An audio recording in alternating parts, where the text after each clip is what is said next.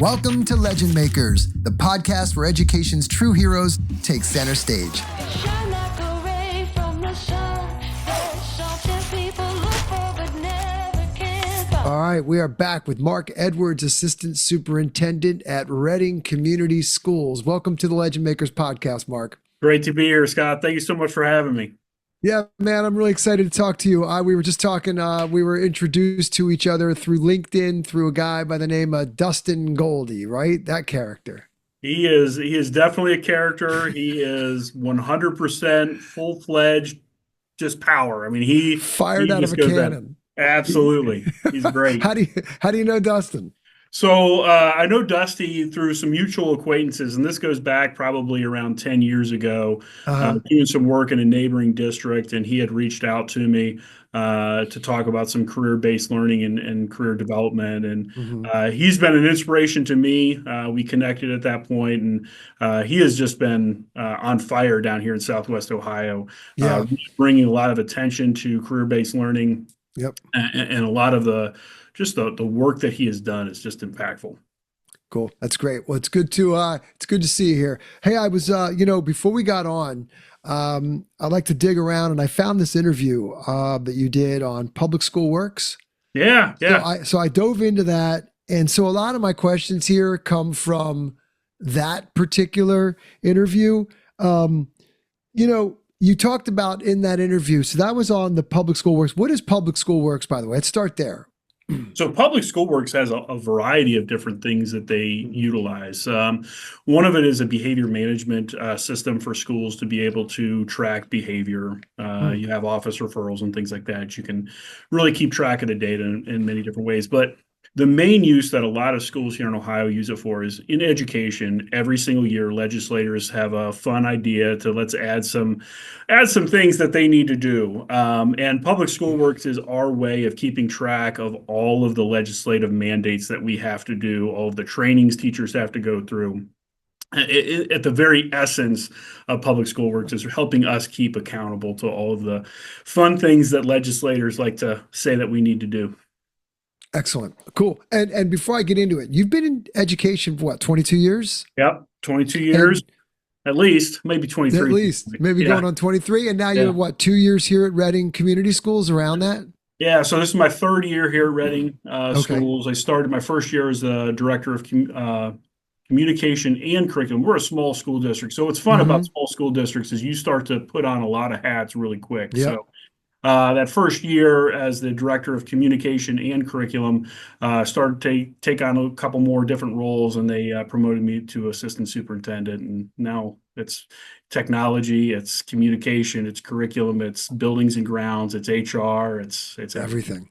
You got everything. Absolutely. Why'd you start teaching? What got you into it? So I really started teaching. It's kind of interesting. I went to college to play basketball. Started playing basketball at Cincinnati Bible College, and I just loved athletics, loved sports. And while I was there, I wasn't sure what I was going to do. I knew that I was probably going to, at some point, transfer to a different school, maybe get into engineering. But when I started taking college classes, I started to take some history classes. I'm like, I'm really enjoying history. I'm really enjoying this.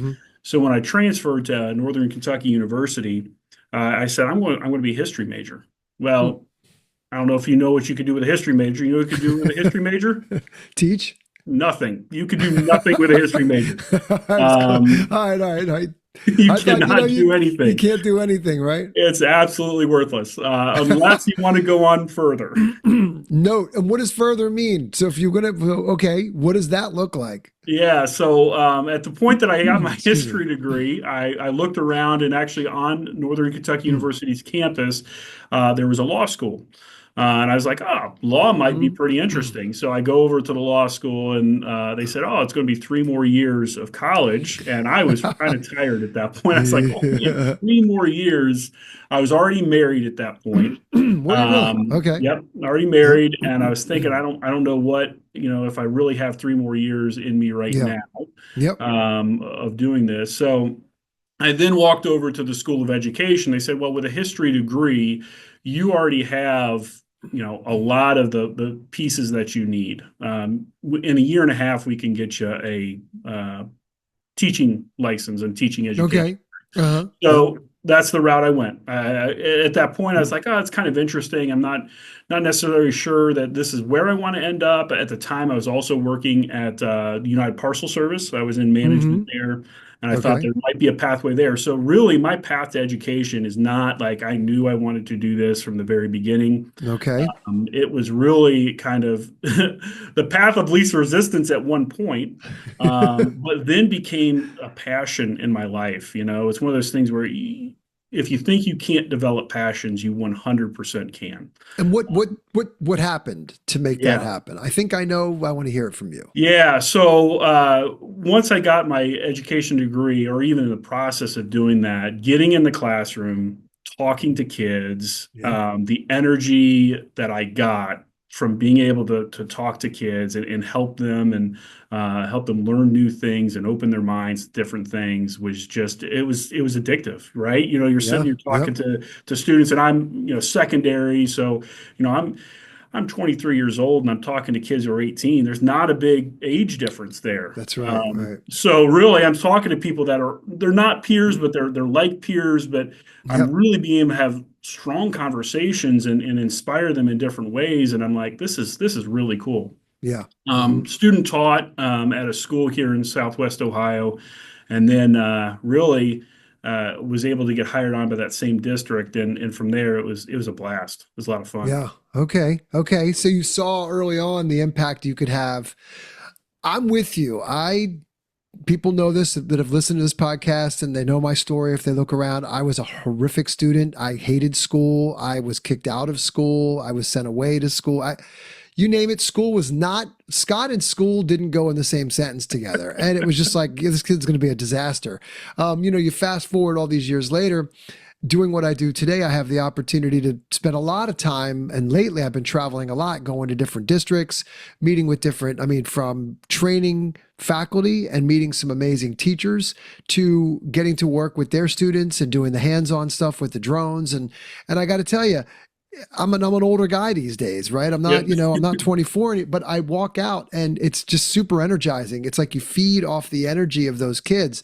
And, Yes. and I too have a passion for it now. I think the impact that you can have, it's super rewarding. It's super fun. The kids are great.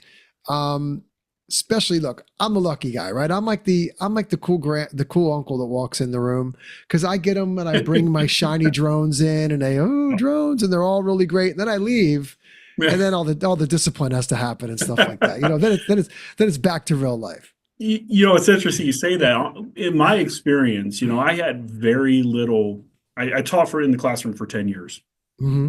before I got into administration, and I had very little discipline issues because every day I entered it as man, I just want to have fun. I want to Hmm. talk to kids, have fun, get them interested in what we're doing, and that's one of the things I try and talk to our teachers now is I want school to be fun for kids. Yeah. Yeah. At the heart, that's what I want. I want learning to be fun. For me, learning is an experience that I've enjoyed.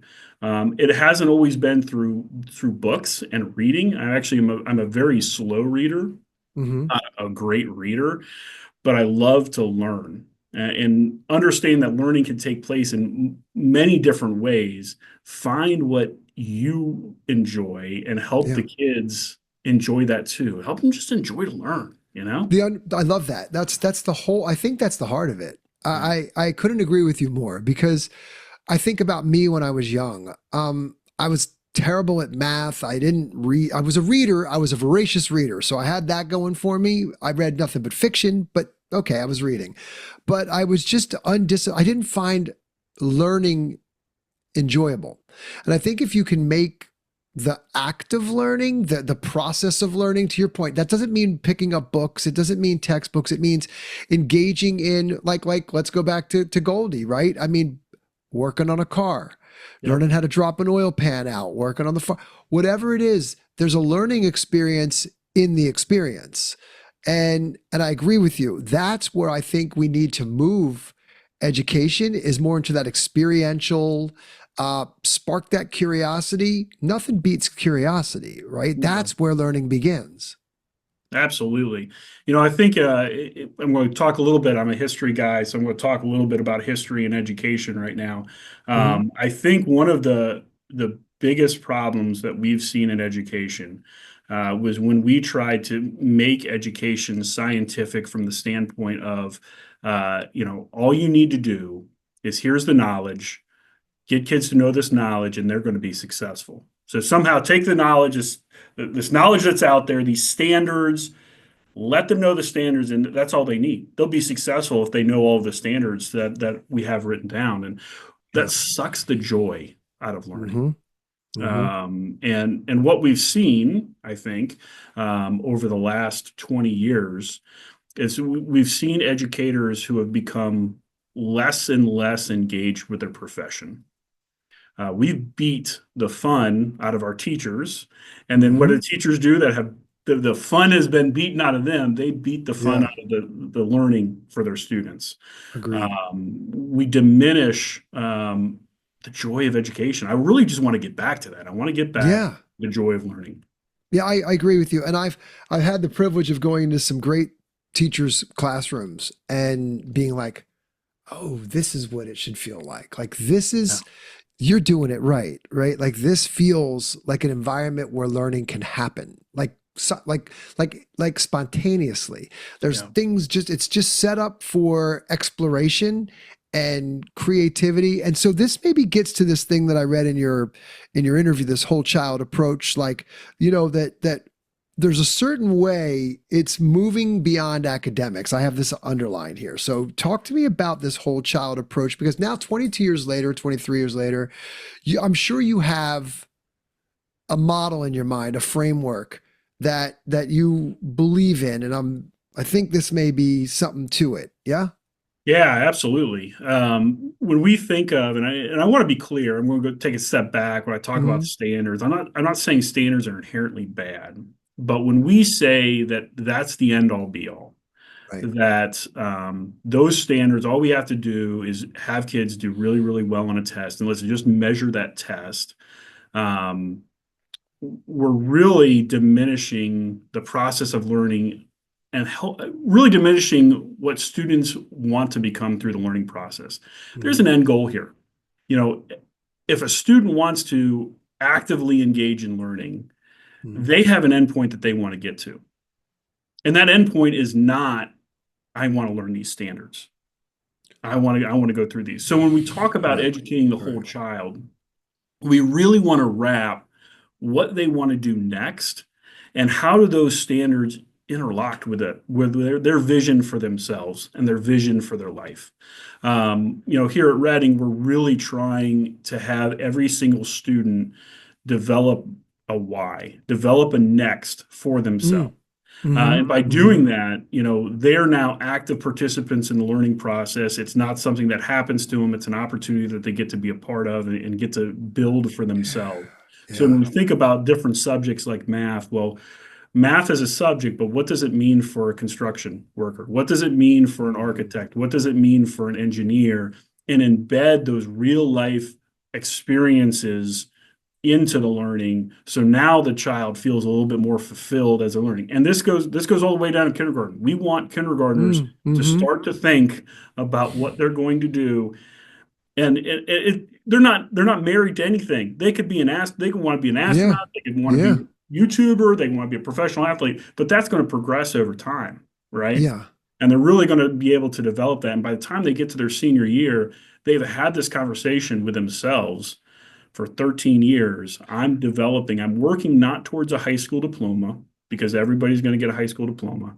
Yeah. I'm working towards my next opportunity, and we want to link them to that opportunity. You want to link it to some purpose, Yes. right? There's a reason Yes. why I'm doing this beyond just to do it. Like that, when I went to school, that the latter was my why, because Yeah. because we said that's what you're going to do, instead of, well, Scott, what floats your boat, dude? Like, what do you Yeah. like? Like, what is it when you go off and do the thing that you do? What's that thing that you get lost in? right? Yeah. It maybe it's reading, maybe it was music, maybe it's something. Okay, well, how can we look at that then and say, okay, that's Scott's kind of inner potential, inner thing. What do we do now from an academic standpoint, knowing that there are standards, right? So there's a level of proficiency in these things that we need to achieve, but how do we link those to the purpose behind what drives that person, right? Yeah. And if you can do that, it's and you're absolutely right. And I heard somebody else say this too, and it's so striking because it makes all the sense in the world. Without purpose, I think that's anything in life.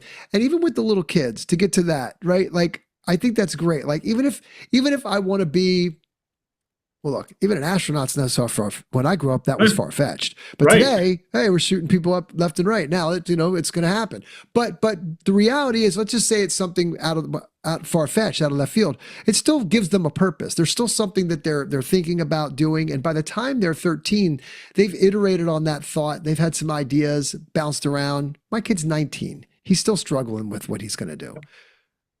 He doesn't know, and he's like, I'm just going to try things. Okay. That's what you should be doing at 19. And absolutely. And you heard my story. I went to college to play basketball. I didn't go to college Right. to do any academics.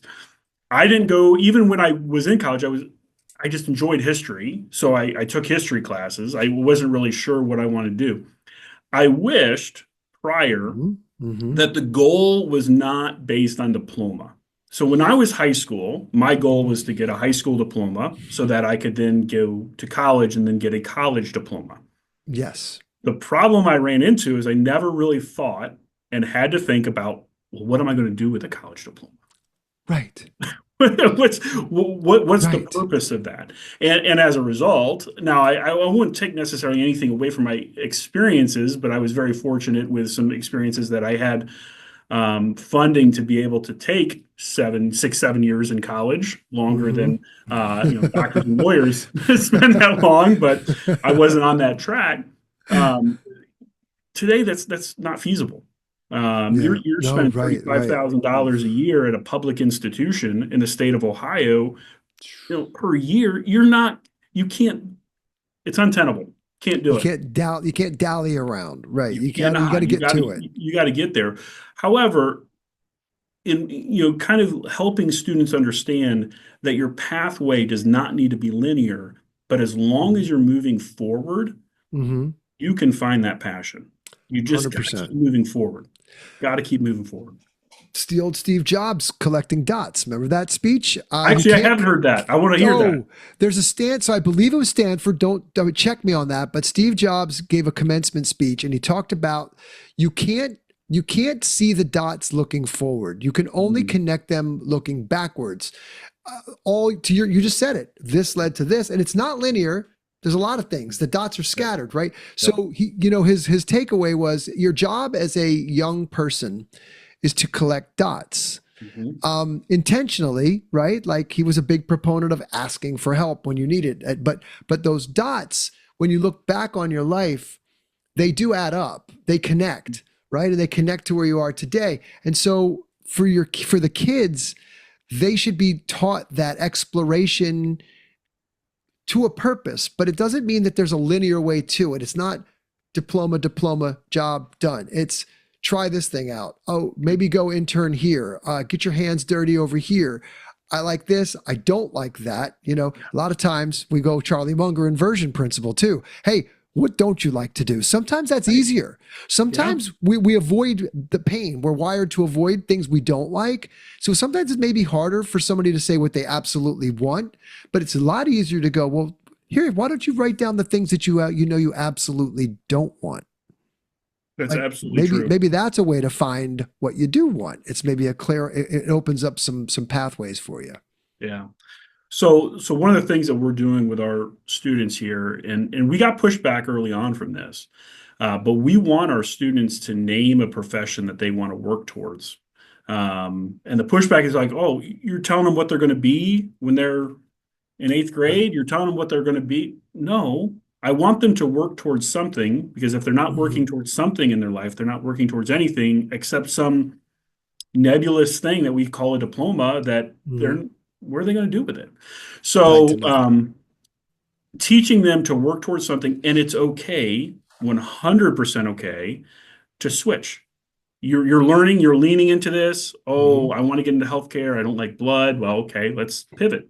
And having those on ramps, off ramps, making it very easy for students to continue to pivot and work towards something else, I think is very important because that was my pathway, except I took my pathway in college where I changed. I was going to do an MBA, it's going to be a law degree, it's going to be history, whatever it was, engineer at one point too. Mhm. Um, I you push that down into the K-12 realm, and now all of a sudden they're not spending years of money in college trying to search after all this stuff. They get used to exploration, trial, and really helps them lean in and find their passion, I think, when it really counts.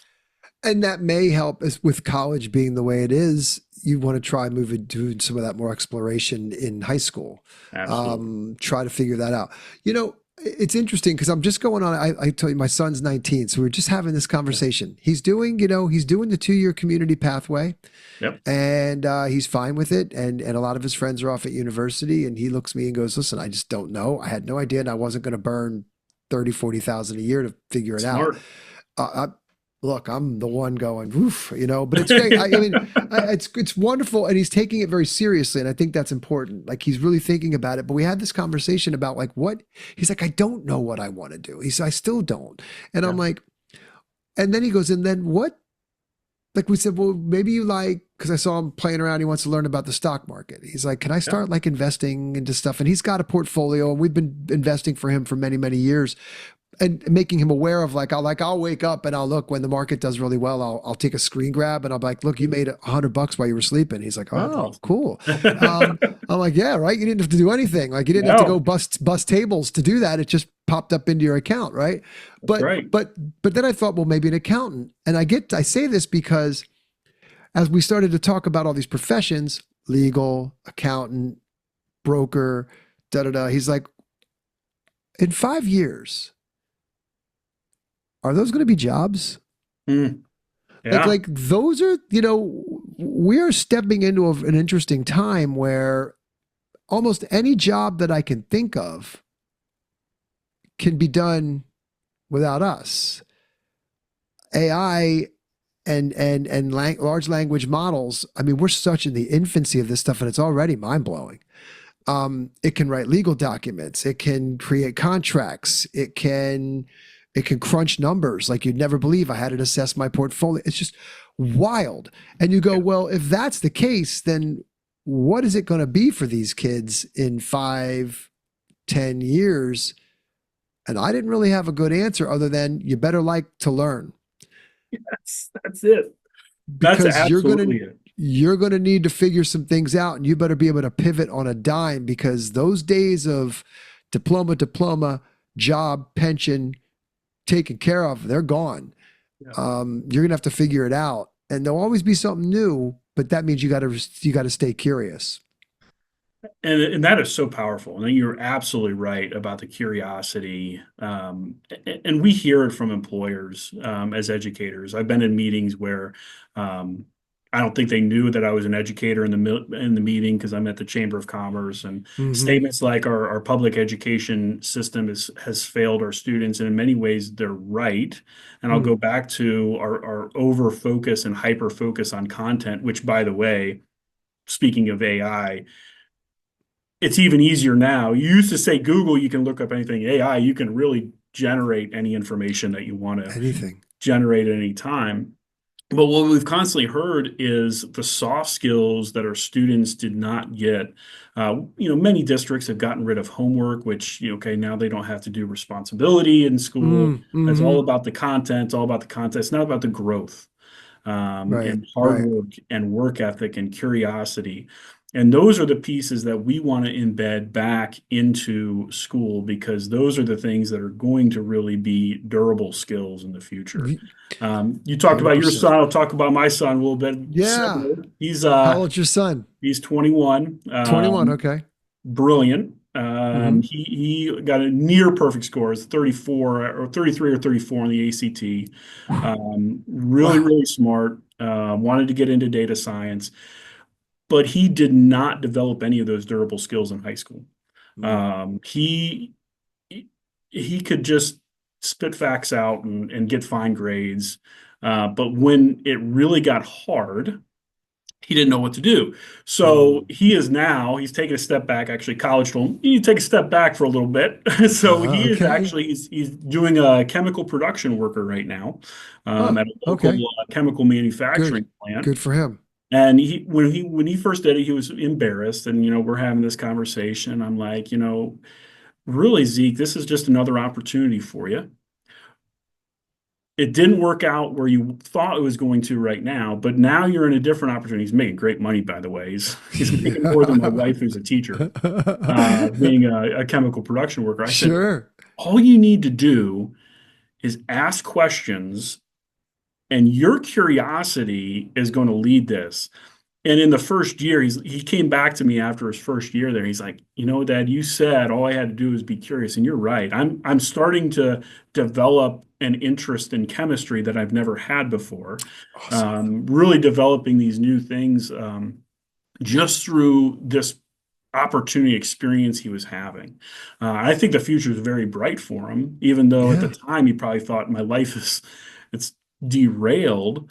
But the curiosity is such an important skill because that is what you can lean on and really develop a future with. So It's I think true. you're right on. I think you're spot on. That's great to hear. By the way, I think that's really great that he's in there. I think that's the best experience, right? I Yeah. mean, showing up. I said to my son, I'm an entrepreneur. But I'm self-driven, right? I'm very Yeah. much. A lot of people need thing, and I feel for these kids that come out of school and get right into a remote job. I think it's destructive as hell. I hate it. I hate it. I've got a few guys on my team that are like that, and I feel bad for them because I can only go back to when I got out of school. And I was an older guy. I went back to school much later. I got it, long story. But, but that experience of being in an office with my colleagues and my peers that we're all entering in, it was kind of like joining freshman class at the same time. Yep. Having Absolutely. mentors that had been in the business, 20, 30 years, showing up to meetings, water cooler conversations, the training that they offered, the fact of just getting in and being around people.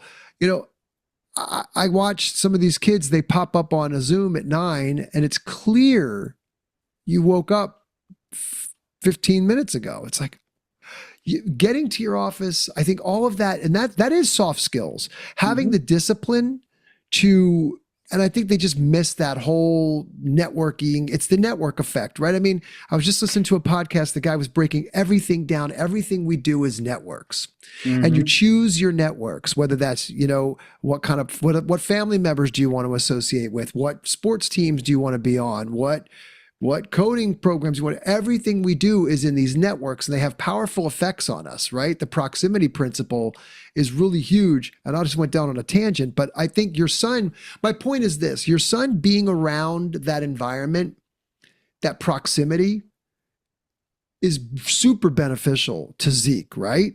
Oh, absolutely. And he's going to learn, I'd argue, a hell of a lot more there than school's ever going to teach him. Yeah. I mean, he's going to learn he'll learn knowledge too. You know why? Because he's going to make mistakes. Yep. He's going to feel embarrassed. But there's going to be somebody there that's going to go, all right, but let me show you what you did, and let me show you how to correct that so it doesn't happen again. But you just said something really profound, that my son is going to learn more through an experience than he did in school. What does that say about what we're doing in school right now? As an educational institution, we need to change dramatically. And I think tools like AI and things like that are really going to open up some amazing doors for us to free up time to be able to work on those things where we can build more experiential learning into our 100%. schools, so that statement, we flip that back at me, and schools are helping them learn all of those important things because it's experience driven. The knowledge is there. Yeah. So Yeah. we're going from a knowledge economy back in, when I went to school in the 70s and 80s, knowledge wasn't available. you did need to learn things. You had to memorize certain things. Otherwise you had to go find an encyclopedia on a bookshelf. Like literally, that's how old I am now. It's mind blowing. And today, and I'd argue soon, it might just be here. Just pull it up. Yep. And so the knowledge, the information, it's so the soft skills are super incredible of what do you do with it? How do you grab it? What do you do with it when you've got it? So do you ever hear of Saxby's? There's a thing, there's a program, I think it's Saxby's. But I hired a young lady recently to do some of my social media. And at this college, Saxby's is a coffee shop. Okay. And they make them run the coffee shop. Like she was the CEO, the student CEO, and she had to do payroll. She had to hire. Yep. She had to do inventory management. Yep. Then they had to do the marketing for it. And then they had to actually deliver the coffee and the service. And and that was all done at school. Yeah. Like it was, That's she awesome. did that. And I was like, oh, I want you on my team. Yep. Why? Because I saw a holistic person. I saw the whole person, right? I saw this person that could do multiple different things, that could think on their feet, right? Yep. Oh, I've handled inventory. What did I learn from that? Well, I got to have a backup. I got to have stock. I hired people. What did I learn from that? How to read people, how to talk to people, how to get, what do I want from that person? How do we have a dialogue? I think that program's cool. Like I wish I had that when I was in school. Absolutely. Anytime that we can build real world experiences into what we're doing, it makes learning real for kids. Yep. So and that's what we've done. We've created an You're doing artificial it. environment of learning, and good. told kids fit into this mold, and everything. You'll get your diploma, and everything will be great. Mhm. Well, that was a lie. It's just because you get a diploma doesn't guarantee you anything. No, it does not. No. So what are you doing at the school? Are you taking any initiatives at the school to start to move this forward? Are you pushing this whole idea for? I think you are. So I want to hear a little bit about what you're doing. Yeah. So we're, like I said, we're starting in kindergarten. So our cool. kindergartners, starting even next year, we're developing more of a career-focused based planning for our students. So every single student's going to take a career-based learning class, and every single day, those kindergartners, when they go to that special, they're shaking the hands of the teacher as they walk in. Are they? Yes. Yes. They're going to learn it. eye contact. They're going to learn They're handshake. An eye. Yes. Ooh, I love that. They're going to learn questioning. They're going to learn communication. They're going to learn all of these durable skills. We're creating a portrait of a blue devil. We're the blue devils here at Reading. And Okay. really, those are going to be the 4 characteristics that we have heard time and time again of what makes someone successful post-high school. And those are, I'm sorry, list those again. What are the 4? Well, we were in the development, so I can't release them yet. Oh, okay, Pretty close, cool. but Got it. when you look at them, it's going to be things like resiliency. It's going to be things like critical thinking. It's going to be things like leadership and collaboration. All of those things that, as if you're ever a boss or you're in a situation where you're managing people, those are the characteristics you want to see in your employees. 100%. We're being intentional about really weaving those in, and we're going to not only have those, it's not just going to be a poster on the wall that we refer to, it's going to be measured. So we're going to track data on our students' performance on those areas, because we have done a great job of being able to say how well can a student read, how well can they do, math, where are they meeting the standards in science, but we've never really tracked how good of a communicator are you. And how do you measure that? So that's part of the process we're going through. So we're going to have look for. So in every single class that we're going to go through, we're going to do walkthroughs, and we're going to see, is the teacher asking questions to develop these in our students. We're going to develop assessments for our students to start taking. Every single student, from the time they're in 7th grade to the time they're a senior, they're given 3 to 4 different presentations that they have to give. So now we have a communication rubric that we have built in. So a lot of these pieces are going to be intertwined in our curriculum that they do every day, and then we can pull that data out and say, this is how well we're doing on those areas that we feel are even more critical. We hear all the time from businesses, I don't care what they know, I can train them. I can train them what I want, because you may have learned a way that I don't want you to learn. I want to do things differently. Yeah. Yeah. What I need is someone who is curious, someone that leans in, asks Mm-hmm. questions, can Mm-hmm. communicate well, and wants to be here. Yeah. I just defined the great student as well. Yeah. So Oh, to help define, you if we defined help, a great leader. You defined a yes, great leader, a great person. all of Yeah, those things. you're giving me I'm getting excited because I am so in step with this. The school I went to in Maine, it was a character development school. It was called Mm, Hyde School, and we lived by ethics, not rules. We had a code of ethics, and we were our brother's keeper. We held each other responsible, accountable mm, for each other.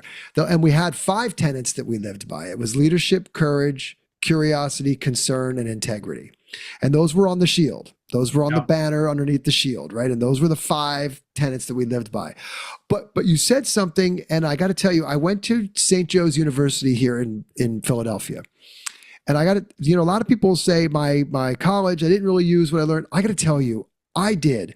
They I was a marketing major, and I think everybody should go through this. I thought it was the coolest experience, and I think a lot do, but I think at the high school it'd be so much fun to watch this in action because it took all these interconnected dynamics that we had to like. So we had to go, for example, in international marketing, we had to expand a product into an international market.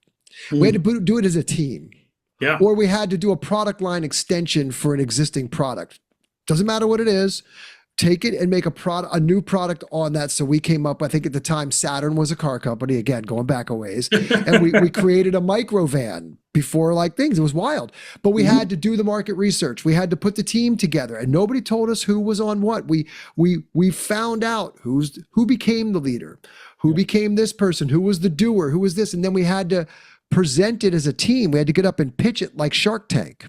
Yep. And it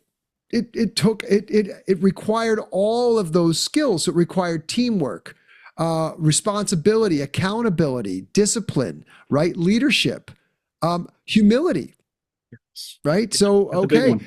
And it required all of those skills to come in as a team. Imagine pulling that together and then pitching this thing with a giant report. Here's our market report, our analysis, right? We had to do the presentations and get up there, suit and tie too. Yep. And boom. I look at that experience and I think, and we did that in many different classes. And I think of all the things that I did in school, that's what I use the most. Now, do you remember what your second quarter homework was in geometry? No. You Heck just no. described something going all the way back to high school, Yeah. something that you clearly remember because it's now Yeah. ingrained because you were involved with it. It's not something that happened to you. It's something that you helped create We with your experienced education. it. You experienced. Yeah. We Yes, experienced it you're as a right. team, and we made great bonds, Yep. and we made some enemies. I'll be completely clear.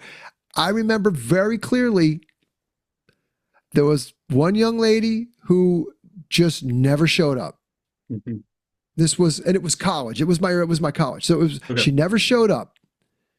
And we busted our butts. All-nighters, running off to Kinko's to get things bound. Who's going to do this? We even had T-shirts made when we were taking off our suits because we launched a new basketball team in the Olympic Village in Yeah. Barcelona, and we had like the ball. We were called the Matadors, and we made jerseys and everything. It was really cool. And but she never showed up to anything. And then on the day of. And by the way, we had self-assessments, so we all had to assess nice, each yeah. other.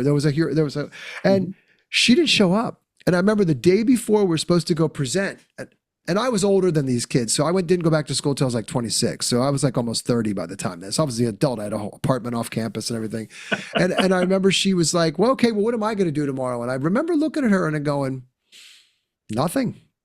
Yeah. Like, you're not. We haven't seen you. It's not fair to everybody else here that's been doing this. And she failed. Yeah. Senior year, she had to take a summer course. And I remember she probably hated me, but it wasn't, that was a hard thing for me to do because I could have been the nice guy and I could have said, well, yeah, just come on in. But what does that say to the other people Right. that really worked hard?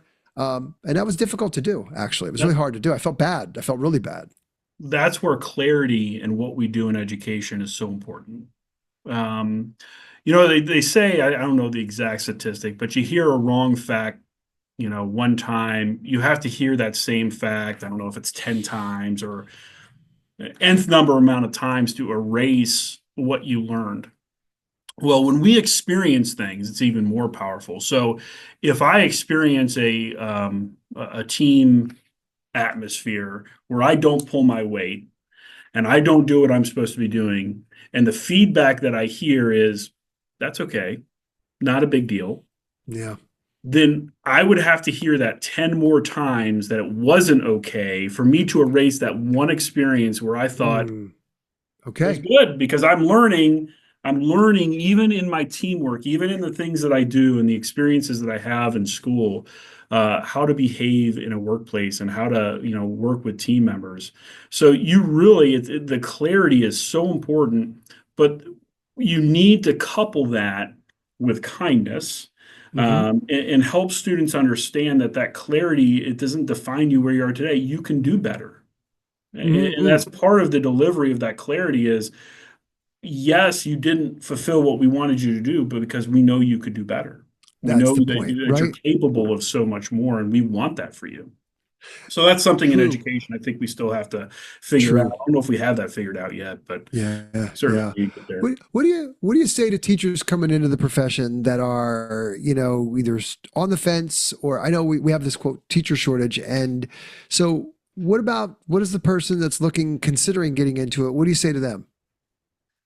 I mean, I would say number one, there's no other profession that I can think of, and I've tried a couple different professions, that gives you that sense of accomplishment, that sense of making a difference, than education. When I hear from students, happened the other day. I was at a park and a student came up to me and he asked me for a tool. It wasn't a student, it was an adult. And he asked me for a tool because his motorcycle had broken down. I go to my truck, I get the tool. He goes, "Did you know you had me for American history?" I'm like, "I had no clue. You look nothing like you did back in the day." He goes, "I just want to say that your class made a difference in my life." Yes.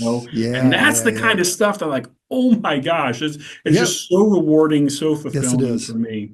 So for an educator that's wanting to, or someone contemplating getting an education, you're making a true impact, and you get to actually help define what our future looks like by Hmm. really helping the next generation of leaders, our next generation of innovators, of inventors, of podcasters, whatever it may Hmm. be. Hmm. You're Hmm. really developing that next generation, and a piece of you is going to move forward, because they're taking away Yeah. Oh yeah. stuff every single day. Yeah, I Yeah, had another person on the podcast. I've heard it come up a couple times. Is teachers the one profession that teaches all other professions? yeah, So you create all the other professions. That's yeah. great. So yeah, I think it is the impact. Think of the impact that you can have. Looking at the time, I want to be aware of your time. Like last words in education, like thinking about where we are. What makes you? I like to think about where we're headed, what you get excited about. I'm an optimist. I like to find the silver lining in everything. And, with today, there's a lot going on in education right now. I mean, with the Department of Education and this and that. I mean, I know we're seeing it here on our side. We're feeling some of that. But it's easy to fall into like the negative. That's easy. That's an easy slope to go Yep, down, right? Like yep. what's the positive mountain look like? Where do you see that going? The positive mountain that I see, that we're starting to climb, is really shifting back to a lot of the things that I talked about over the course of this last hour. Is just Mm, really helping students enjoy learning. I think there's been a shift away from just knowledge to growth.